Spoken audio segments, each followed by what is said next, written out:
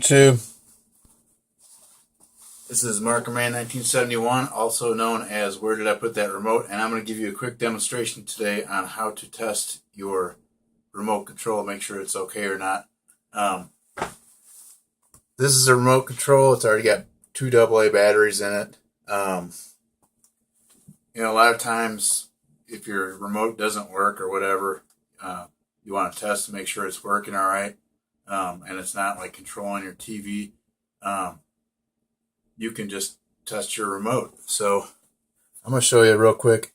What I have here is that I've got a camera or digital camera. You could use your cell phone too. And I've got the remote. And what I'm going to do is I'm going to push a button in front of the camera lens, and you're going to see through the camera lens display, you can see the infrared light. So here we go.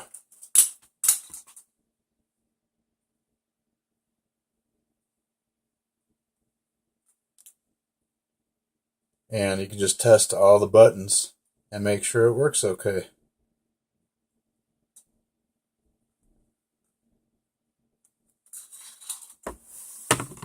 And that